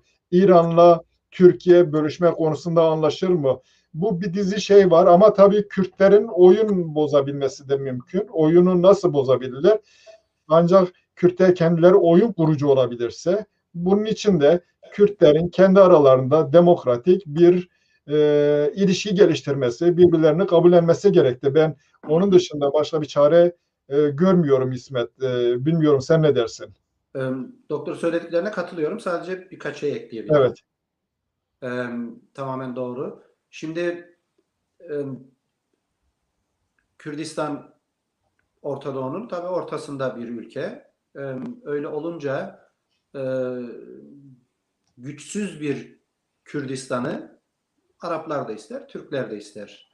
Çünkü bir Orta Doğu denetimi içinde Kürdistan, bizim de işimize yarayan bir şey bu da. Mesela diyelim Rojava'nın batı kısmını, Afrin merkezli batısını Türkiye işgal etmiş durumda. İşte Türk eğitimleri, Türk bayrakları, Türk askerleri ve benzerleri. Bir Arap istemez bunu, bir Rus istemez bunu. Şu anda oradaki karışıklıklardan dolayı sessiz kalınıyor. Eğer sistem belli bir hatta oluşursa Kürtlerle veya Kürtlersiz, Rojava için konuşuyorum şimdi, Türkleri kesinlikle orada istemeyecekler. Ruslar da istemeyecek, Araplar da istemeyecek. Şam sadece Esad değildir, Araplar için de çok önemli bir coğrafyadır. Bir de Orta Doğu'nun batı ölçüsünde şeyi sadece petrol değil, kültürel tarihi bir kodu var Orta Doğu'nun. Çünkü her ne kadar çok öyle değilmiş gibi dursa da, batı demokratik gibi dursa da din, Hristiyanlık batının yürütücü kodudur. Amerika'nın en demokrat işte lideri sayılan Biden bile konuşmasının başında sonunda Tanrı bizi korusun diye başlar ve bitirir. Onun için o son söylediğin Kürtlerin kendi içinde bir sistem oluşturması, işte demokrasi ayrı bir şey. Zaten Kürtler tarihsel olarak demokrat. Sürekli o sorunlar içerisinde olduğu için her ne kadar yine o proxy savaşlarını Kürtler içinde de işte diyelim Rojava'da başka bir örgüt ya da Kürdistan'da KDP, YNK falan çatıştırmaya çalışsalar da artık belli bir milli merkezileşme olduğu için son dönemde gördüğün gibi bu Goran'dan başlayan YNK'ye doğru giden, en sonda işte oradaki PKK güçlerinin operasyon denemelerine rağmen bir Kürt milli iç savaşı çıkaramadılar. Bunu herkes istedi ama Kürdistan hükümeti başta Başkan Mesut Barzani olmak üzere biz bunu yapmayacağız artık dedi. Öyle de oldu nitekim ve belli bir iç güç oluşturdu burada. Şimdi bizim Kürdistan bir devlettir artık. Her ne kadar işte federatif de olsa kendi iç sistemini yürüten, askeri sistemi olan, vergi sistemi olan, mahkemeleri olan ve uluslararası ilişkileri olan, mesela Batı'da bir şahsiyet Batı pasaportuyla Hevler'e gittiğinde vize sorulmuyor. Bağdat'a gittiğinde vize almak zorundasın. Burada nereden gidiyorsan, Almanya'da, Fransa'da, İngiltere'de. Yani o ciddi komşularla ekonomik ilişkileri sağlıyor. Onun için bazı Kürt aydınlarımızın dediği gibi devletimiz yok, devlet istiyoruz. Öyle bir şey yok. Devletimiz var. Kürdistan bir devlettir.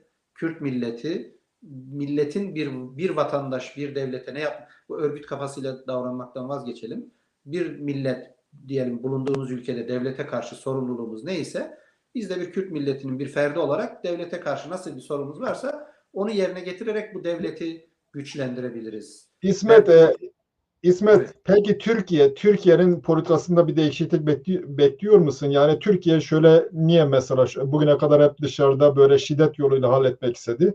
O Sedat Peker'in konuşmalarında böyle insanın fark ettiği ya da söylediği bir şey vardı ve Suriye konusunda ya biz de onlarla iyi geçinelim ama orayı şey yaparız yani sermayemizle bir şekilde yönetiriz gibi. Türkiye'nin politikasında bu yönde bir yumuşama imkanı var mı? Onun sinyalleri var mı? Kürtlerle ilişkilerinde, Rojava ile ilişkilerinde. Türkiye hiç tarihsel kodunda hiçbir zaman biliyorsun fırsatı olduğu zaman, çünkü askeri bir düşünceye sahip, yani kendileri de övündükleri gibi 15 devlet kurduk, 15 devlet batırdık diyorlar ya. Kendi keyfiyetlerine bırakılırsa yumuşama yapmazlar, istemezler de. Fakat hem içeride Kürtlerin hem de Rojava'da, Güney Kürdistan'da, Doğu Kürdistan'daki Kürtlerin ortak hareketi, ortak güçlenmesi. Üçüncü olarak da komşu ülkelerin bilindiği gibi kesinlikle istemiyorlar herhangi bir Türk askerini Türkiye, işte Kürdistan'ı da kapsayan Türkiye sınırları dışarısında. Onun için onlara gücü yetse yapar ama o fırsatı olmayacak. Şu andaki gelişen Orta Doğu dengesinde o fırsatı olacağını düşünmüyorum ve şu anda olduğundan da, soruya cevap olur mu bilmiyorum, şu anda yaptıklarından daha ileri bir askeri hareketliliğe girebileceklerini düşünmüyorum. İsmet, ben şöyle diyorum, Kürtler yani ya savaşa teşvik edildi ya da savaşın içerisine çekildi. Silahlı mücadele bir şey gibi, kurtuluş gibi gösterildi. Ondan sonra Kürtler bunun vasıtasıyla ezildi. Ben diyorum Kürtlerin en büyük silahı oylarıdır. Eğer AKP içerisindeki, CHP içerisindeki bilmem Kürtler eğer birlik içerisinde oylarını bir tarafa kaydırsalar, kendi çıkarlarının bilincinde aslında en büyük silahını harekete geçirmiş olacaklar. Tabii, Ne diyorsun? bu çok önemli bir konu. Yıllardır aynı şeyi ben de söylüyorum. Bilmiyorum, birlikte konuşup tartıştık mı bunu. Kürtler kendi politikalarına göre hareket etmeleri gerekiyor. Bir kırmızı çizgi, tek kırmızı çizgileri Kürt ve Kürdistan kültürel, siyasi neyse hakları olması gerekir. Onun dışında Kürt hareketlerinin, senin dediğin gibi savaşa zorlamışlar, bir kırmızı çizgisi olmaması gerekir. O kendi haklarını diyelim, o yapay sınırları işte işgalcilerin gücünden dolayı belki fiziki olarak kaldıramayız ama o bahsettiğin oy sistemiyle, bahsettiğin o altyapı gücüyle bunu biz ortada kaldırabiliriz. Ama ne yazık ki bizim temsilcilerimiz klasik sol düşünceyle, bu son Afganistan meselesinde de olduğu gibi, Kürt milletinin hassasiyetlerini hiç göz önünde bulundurmadan neredeyse İstanbul merkezli bir sol ve Kemalist kafayla, Kürt temsilcilerinin kimden bahsettiğini biliniyor, neredeyse o kafayla milletimizin %80'inin İslam hassasiyeti olmasına rağmen o hassasiyeti göz önünde bulundurmadan yaptıkları hareketler, o senin söylediğin tam tersini yapıyorlar zaten. Bizim milletimizin yapması gereken şey, senin o bahsettiğin oy gücünü demesi lazım ki mesela Kürdistan'da işte 10 milyona yakın, şu andaki işte diyelim Maraş'tan öbür tarafı Sivas'tan öbür tarafı Kürdistan'da 10 milyona yakın bir oy gücü var. Bu oy gücünü merkeze bir kültürel hak, yerel yönetimleri güçlendirme hakkı veya bir sivil hak olarak kullanabilirse, bunu AKP ile de MHP ile bile kullanabilir. Benim bir derdim yok ki onlarla. Ben kendi haklarımın derdi var benim. Benim bu kadar oyun var, bu kadar gücüm var. Bana bunları verirseniz ben de bu desteğe buraya kanalize ederim diyebilmemiz lazım. Evet. Klasik, arkaik düşüncelerle milletimizin hassasiyetlerinde göz önünde bulundurmadan, son İstanbul'da mı İzmir'den bir eylemler yapmışlar bu Afganistan için. Yani halkımıza hakarettir onlar, Kürt milletine. Evet. Göz önünde bulundurmadan yapılan hareketler milletimize bir faydası yok. Milletimizi götüreceği bir yere de yok. Tam tersi, evet, milleti de bölen, haklarını ve çıkarlarını da yok sayan, yok eden bir hareketlilik. Senin söylediğin gibi oy sistemi çok önemli. Gerekirse bunun üzerinde durmak lazım. Evet, İsmet, zamanımız bitti ama sadece çok önemli gördüğüm bir noktada bir şey sormak istiyorum. Siz kendiniz Maraş Kürtlerindensiniz. Evet. Aynı zamanda Alevi kökenden geliyorsunuz. Evet, ya da değil, Aleviyiz. Alevi Kürt. Kürt ve Alevi neyse.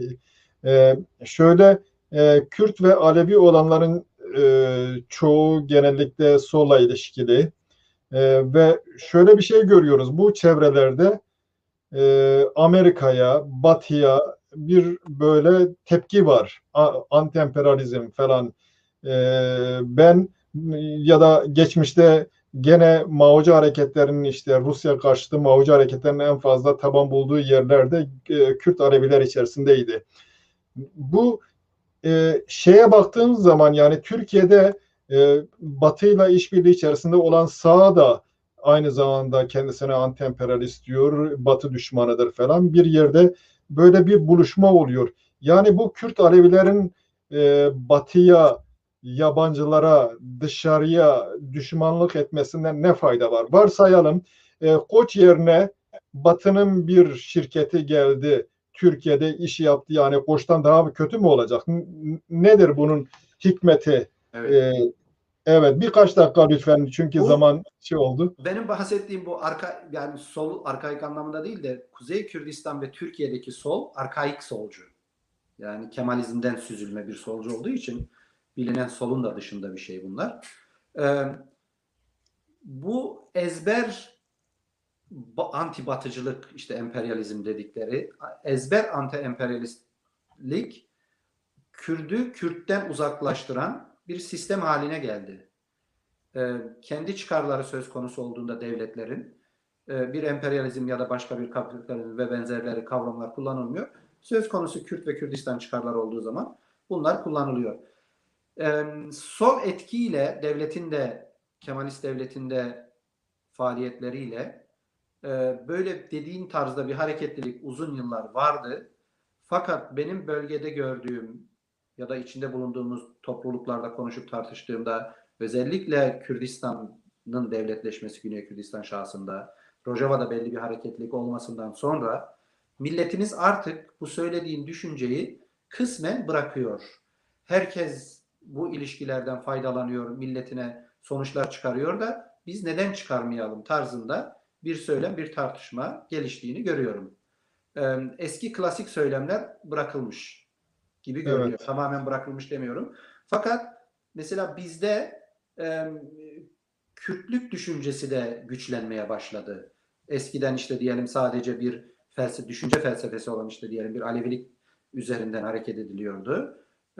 Millet üzerinden fazla hareket edilmiyordu. Hatta işte Horasan meselesi katılarak şöyle böyle. Son zamanlarda devlet de kabul etmediği için içinde olmak istedikleri kültür de kabul etmediği için öze dönüş, bir Kürtlüğe dönüş, bir Kürt ve Kürdistan'a sahiplenme, Kürt milli kimliğine sahiplenme, bunu da güçlendirecek, destekleyecek ne varsa onu da karşısına almama. Bu Amerika'da olur, Rusya'da olur, İsviçre'de olur, evet, Fransa'da olur, İran'da olur fark etmez.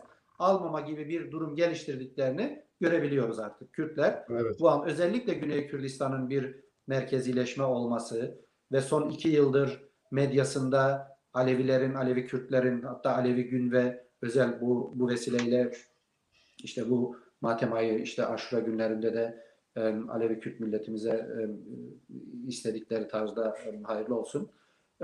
Şeyi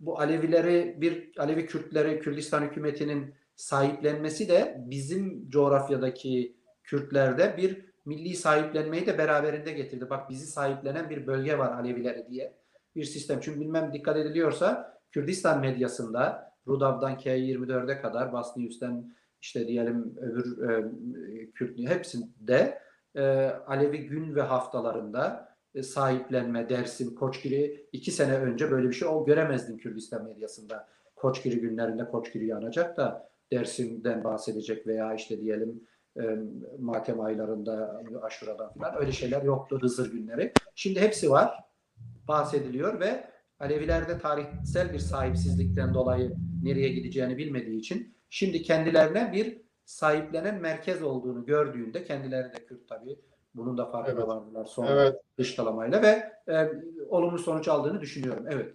evet. Teşekkür ederim. Tabii Ahmet biliyorsun kendisi Nakşibendi şeyhi olmasına rağmen yani sonuçta heterodoksiye Aleviliğe kayıyor. Öyle bir ortaklığımız da var. Doktor Şimdi yani düşüncemi oku. Bak bir dakika dur. Düşüncemi okudum. Konuşmamın bir yerinde Şeyh Şi- Ahmet Barzani'den bahsedecektim. Diyecektim ki 1900'lü yıllarda bak nasıl aynı kafa demek ki. evet, 1900'lü yıllarda akla hayal, şimdi söylemem, millet çok şaşıracak, ne yaptıklarını söylemeyeceğim. Akla hayale gelmedik kadın hakları, bilmem, böyle acayip, şu anda bile söylenmeyen liberallik, şu anda bile Evet, söylenme, ya bizde var, tarihimizde var. evet. Türklerde ve Şimdi Kürdistan'da var. evet, o bakımdan farklar da var. Tabii zamanımız bugün dar, bitirmek zorundayız. Eğer zamanımız olmuş olsaydı ben şunun üzerinde de duracaktım. Bu Kemalizmin, yani Türkler anladık, onlar kendileri evrensel bir şey haline getirmek istiyor ama Kürtlerin bir kısmı da bunu kabullenmiş olarak görünüyor. Onlar da sanki evrensel bir şeymiş gibi bütün dönemleri Kemalizmle açıklama yoluna gidiyorlar. Evet, Onun üzerinde evet. de duracaktır. Bu bizim analiz yapmamızı engelliyor velhasıl kelam. Doğru. Evet. Evet, tekrar teşekkür ederim İsmet. Burada bitireceğiz. Son bir iki söz söylemek istersen buyurun. Söyleyeyim bizim söylemek istediğim, milletimiz Kuzey Kürt Alevi Kürt ve Kürt Aleviler ya da Kuzey Kürtleri şahsında devletimize bir milletin sahip çıkması tarzında sahip çıkalım Kürdistan'a. Kuzeydeki hareketliliklerin, örgütlerin ya da yapılan sivil toplum kuruluşlarının Kürt milletinin dini, kültürel hassasiyetlerine dikkat etmemiz gerekir. Merkezi sol ya da Kemalist düşünceyle milletimizin hassasiyetini karşımıza almayalım. Milli birlik ancak milletimizin hassasiyetlerini göz önünde bulundurarak, Kürdistan'ı destekleyerek, Kürt devletini destekleyerek oluşur. Size ve izleyicilere saygılar sunuyorum. Evet, teşekkür ederim. İsmet Bek'le biraz sohbet ederiz. Evet, bir programın sonuna daha geldik. Umarım yararlı olmuştur. Çeşitli açılardan Afganistan, biraz da Kürdistan meselesine değindik. Bazı arkadaşlar Kürtçe mesaj göndermişler. Em spastikini jibo mesajı van. Bizi izledikleri için, yoruldukları için herkese teşekkürler. Ez spas dikim ve em gudarîkirine bimînin bi xêrê xaşiyê bi heftekî dinê bi programekî nû da disan em ê bi we re binê. Êvar baş.